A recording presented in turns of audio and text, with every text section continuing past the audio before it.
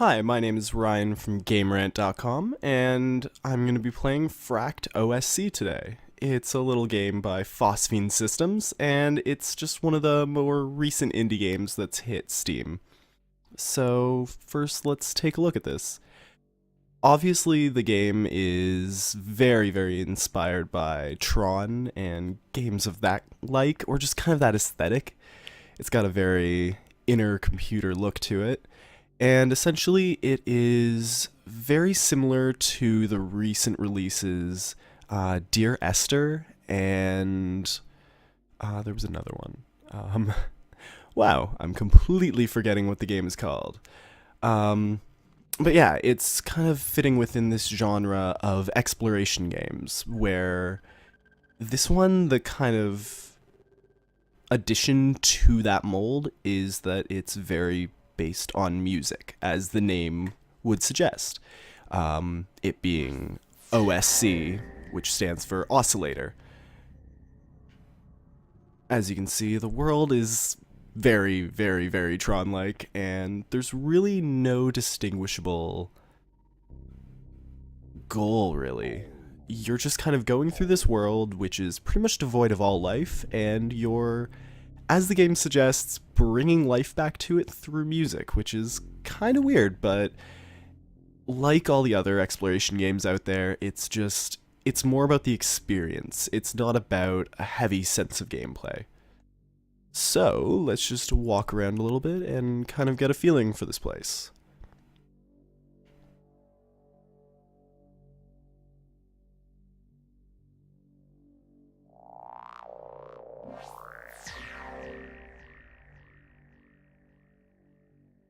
Unlike some games in the genre, at least up until this point, it doesn't seem like there's any real danger to the exploration.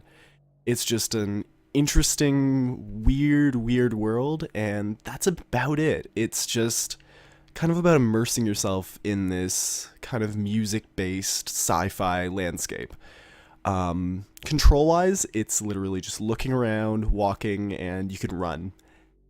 Aside from that, the only other thing you can do is go into this little mode where you've got this little ball, you move it around the screen, and you can essentially just manipulate things, which, at the moment, there's nothing to manipulate. Here we go. This is kind of the meat of the game, or what seems to be the meat so far.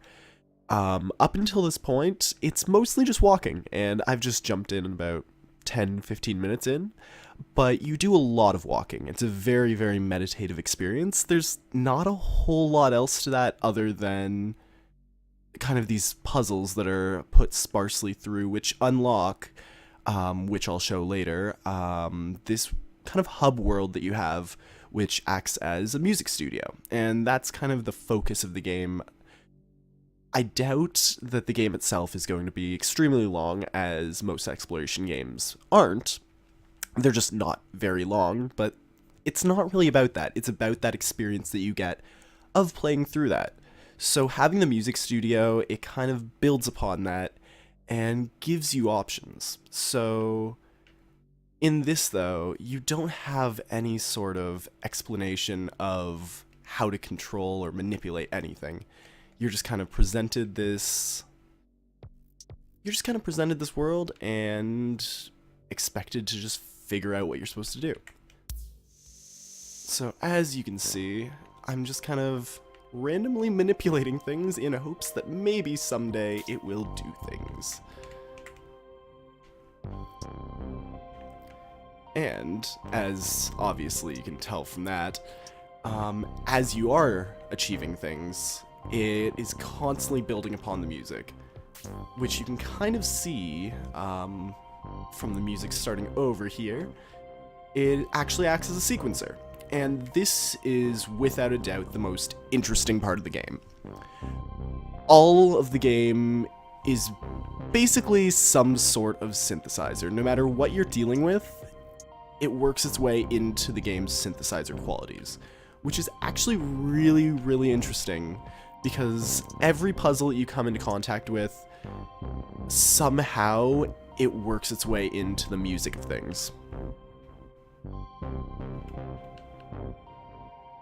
And as you get closer to completing each of these puzzles, it gets that much closer to, well, obviously, creating more and more music.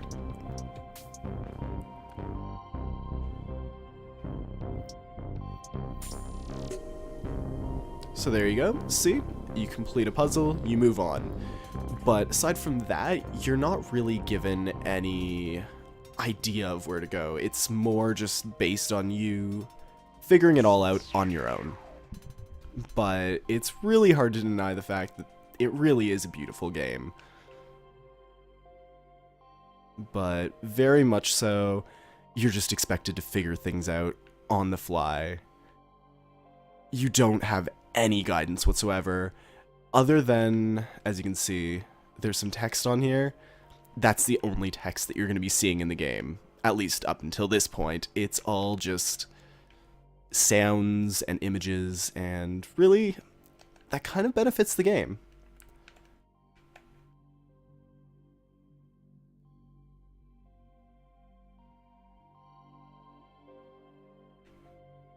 But it also does lend to what could very well be one of the game's biggest kind of stalling points, is that you hit a point where you really don't know what you're doing. Which could also factor into the fact that I'm usually quite terrible at these sorts of games.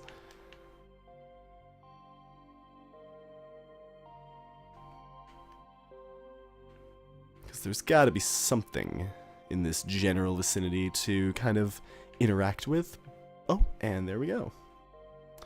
So, having completed one of these towers, I believe they're referred to as, among just what I've seen online, you're faced with just this series of what soon will be notes, and you can place a certain amount, and they obviously do things. So, obviously, the goal is find a way to keep these doors open. And these puzzles are absolutely just frustrating in the biggest way.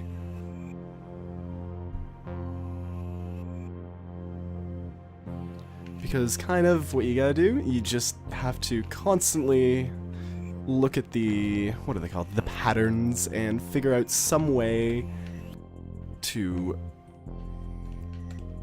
manipulate it.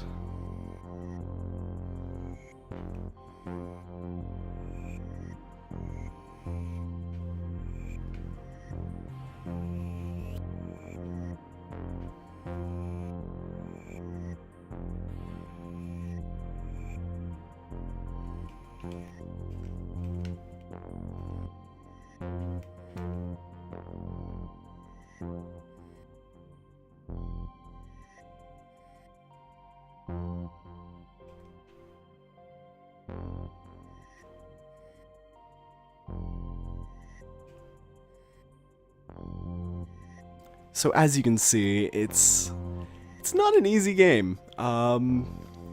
Considering some exploration games, they're actually very, very light on the puzzles.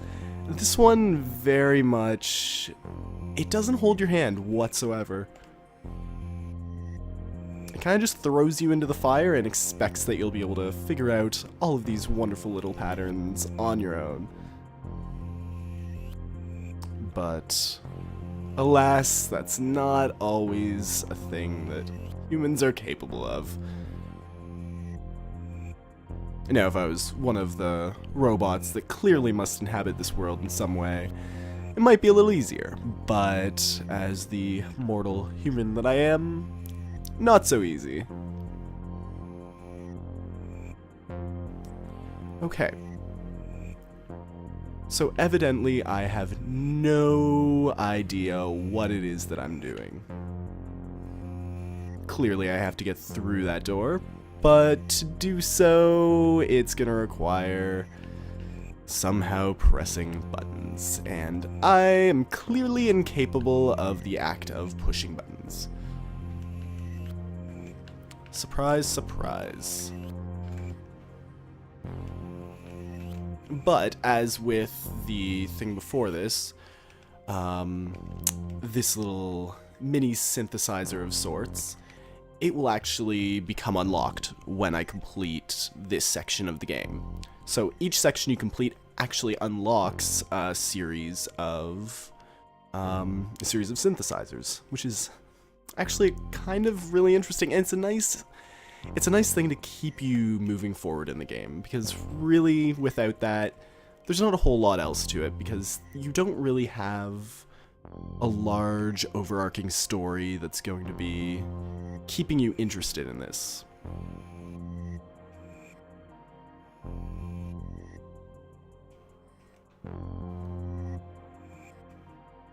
Come on, doors, you can do it. See? You see that? The doors are slowly opening.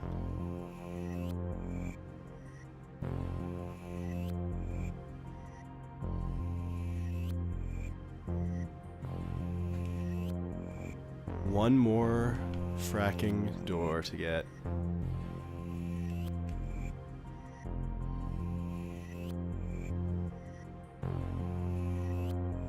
It knows it wants to open.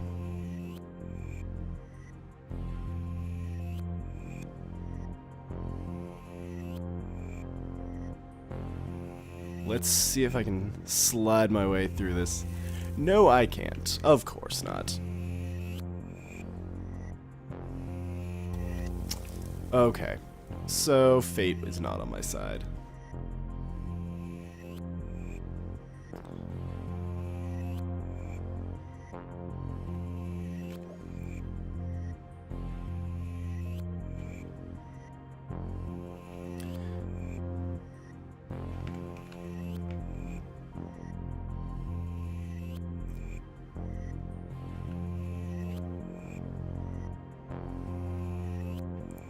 Well, at this point, I honestly have no idea what I'm doing, so why not just do the honorable thing and jump into a new area, because, you know, like any game like this, you get stuck, it's okay. You just jump into a new area and you pretend that your inadequacies don't exist. So, as you probably noticed walking by, there are these little spacey-wacy things. They just exist. So, they essentially allow you to teleport all over the place. And the different colors represent the different zones. So, I'm in the nice little teal color, and since I've been to green, I might as well check out purple. So, take the nice little teleport back to the main core area, and we'll go explore another area and see how it differs. Because maybe its puzzles won't be quite as nefarious.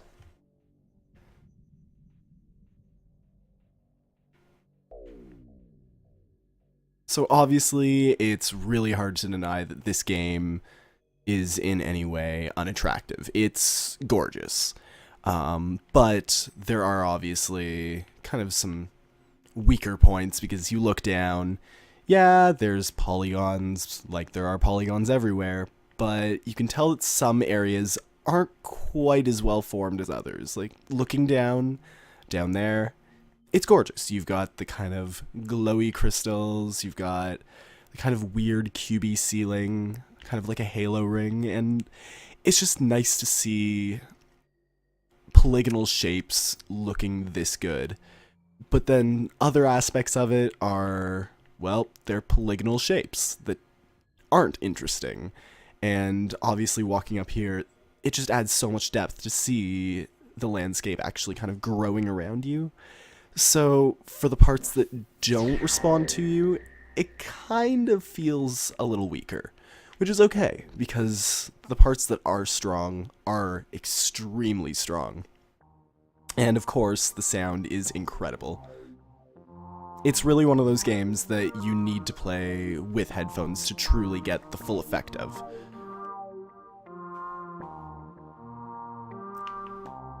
So here we are at another probably nefarious puzzle, where we have some nice little cubes singing, I guess, if that's what cubes do. I guess cubes can sing. So let's climb on up here and see what this game expects us to do. And how it expects us to fail. Oh god. Okay, it's a grid. A grid full of, arguably, unhappiness.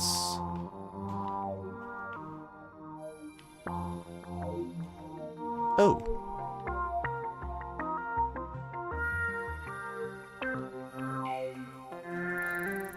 Oh, this is far less nefarious than I thought.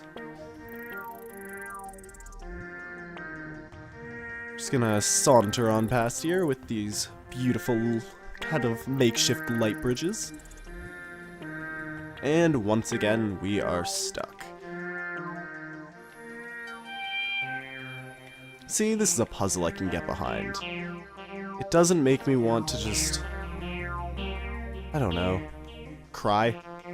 It's usually a good way to describe it.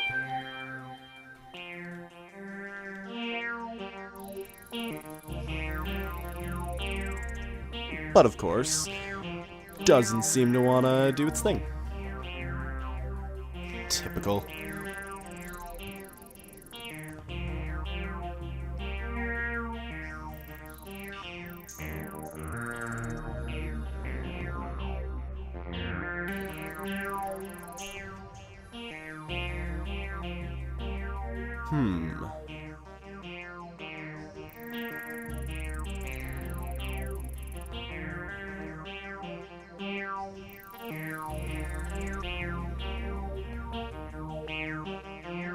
Whoever it is that thinks up these puzzles truly is an evil person.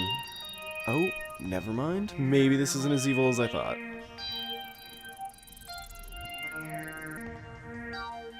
Sliding on back here, and...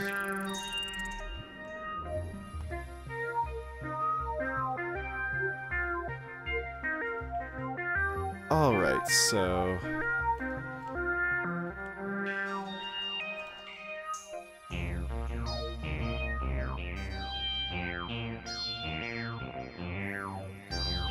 Clearly, that green block doesn't really want to move. Well, yeah. Providing a little bit of walking resistance.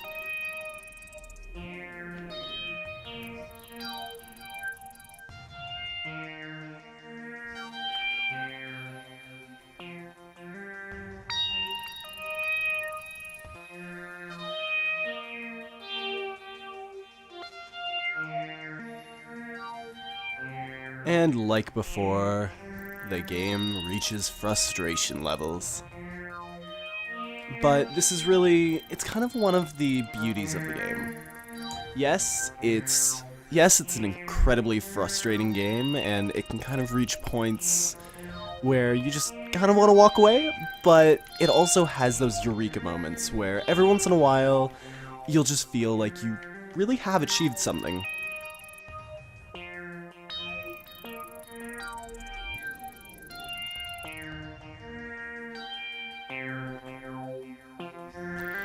But, ignoring that for a second, let's just jump back and actually, we'll go into the studio mode just so you can kind of see how that works, even though obviously I haven't unlocked a whole lot because, as you can see, puzzles are the bane of my existence.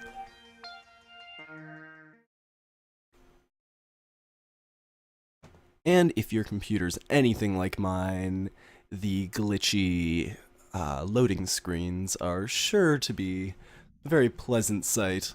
But here we are. This is the hub world, named, well, aptly, the studio, which you will see in just a second. And bam. As you can see, there's a whole lot of locks, which means that there's actually quite a bit in this game to unlock, which is great news. For me, that's great news, but it's not great news right now because, well, I don't have very much unlocked. But that's okay. So let's just get into the green area, which is all I've unlocked. And what you'll have here is a simple synthesizer, or sequencer, for, I believe, what I unlocked was the pad. So let's just see. Just gonna draw out a little shape.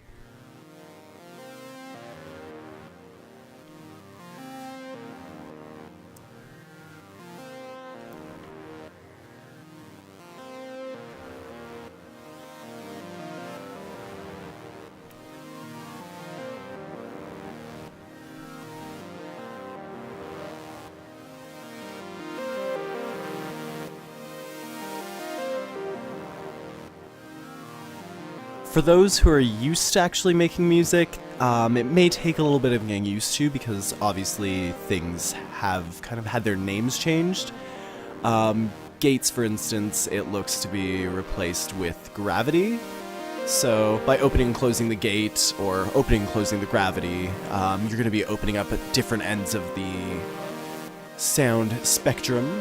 But, well, obviously right now, it's not really a whole lot to look at, but once you start unlocking different synthesizer types, this just could very well become a truly beautiful thing to look at, because as you can probably notice right now, the sky and the actual world itself is actually affected by the music.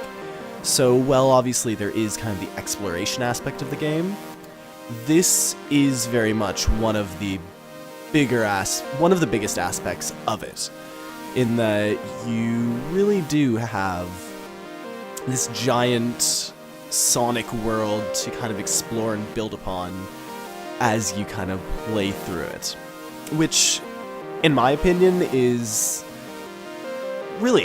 worth coming into the game. Sure, it's probably not going to be the longest single-player experience you will ever see, but the music studio itself is just an incredibly cool way to kind of implement and take this gameplay system, which has been seen before, but kind of transition it into a medium that it's never found its way into. So for that fact alone, it's almost worth the $15 that it's being asked for on Steam.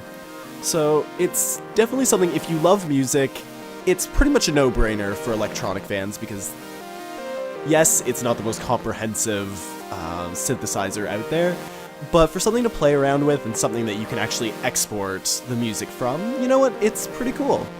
But as a game itself, it may not be the best purchase you've ever made, because really the easiest way to look at it is, did you enjoy Gone Home, Dear Esther, games like that? Because if you did, this is definitely something that would be right down your alley. If you didn't really feel that those were worth your time, consider the musical aspect, but this may not be the game for you. So just definitely take a look, because it is one of the more interesting titles to kind of make its way onto Steam as of late. So that is FRACT OSC, which stands for FRACT Oscillator. My name is Ryan, and I'm from GameRant.com, so definitely check out our videos. Like, subscribe, do all of that kind of social media stuff, because obviously we love making the videos, and we would love to keep making them for you, so just let us know kind of what you want to see, and we obviously want to keep making those. So yeah, that's about it, and I will talk to you later, so have a great one.